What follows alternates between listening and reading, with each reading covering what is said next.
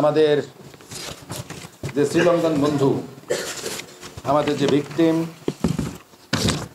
আনন্দ পাথারিনা, তিনি হচ্ছেন MD aqua মেরিনস ইন্টারন্যাশনালের MD.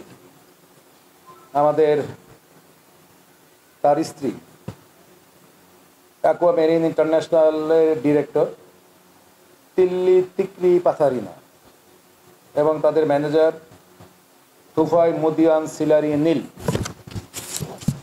তারা আসার পরে প্রায় রাত 1-1:30 ঠিক এই সময় আর কি সাম্পানে রাতের বেলা ডিনার করে।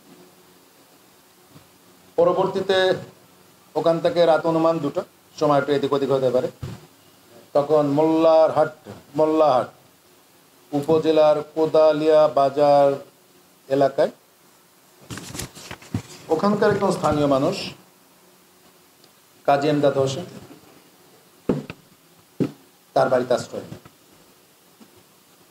সকালবেলা মূলত তারা শ্রীলঙ্কাতে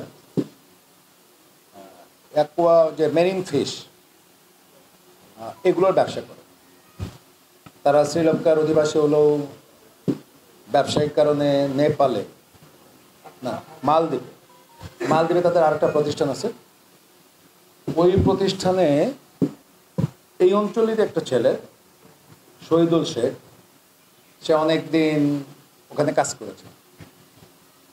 প্রায় 2-3 বছর পর 2-3 বছর ওখানে কাজ করার জন্য আমাদের এই যে কাপল এই প্রতিষ্ঠানের সাথে এবং এই ম্যানেজার যে নীল, তার সাথে একটা ঘনিষ্ঠতা সম্পর্ক তৈরি হয়, একটা আস্থার সম্পর্ক তৈরি হয়। এই আস্থার সম্পর্কের কারণেই তাদেরকে বলা হয় যে বাংলাদেশে যে অ্যাকোয়ারিয়াম ফিশ অথবা ফিশ এই ব্যবসাটা করা যায় কিনা।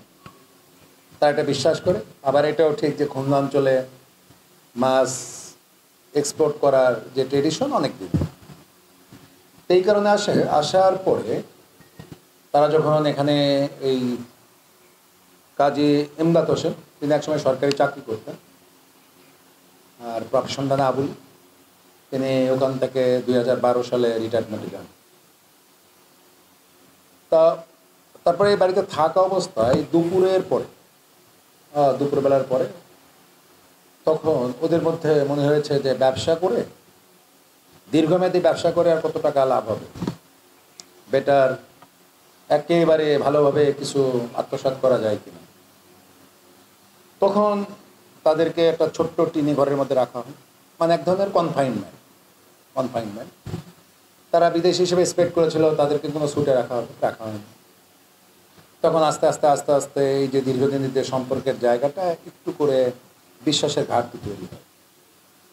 এক পর্যায়ে এই কাজী যে এমদাদ হোসেন এর বাড়িতে এই চক্রান্তের সাথে জড়িত আরেকজন মানুষ এস.এম. শামসুল আলম, পিতা এস.এম. শাহাবুদ্দিন চরকুলিয়া, তিনিও মোল্লারহাটেরই মানুষ। সে এই ঘটনাটার একেবারে প্ল্যানার শামসুল আলম প্ল্যানার। তিনি তখন তাদেরকে, তার যারা সহযোগী ছিল, এই যে যাদেরকে নাম বললাম এমদাদ, শামসুল, শহীদুল, জনিশে, তা এদের সাথে বলে যে না, এদের সাথে ব্যবসা করা যাবে না, অন্য কিছু করতে হবে। তো অন্য কিছু করতে যে এই শামসুল আলম সাহেব এবং জনিশে এরা তখন তার কাছে টাকা চায়।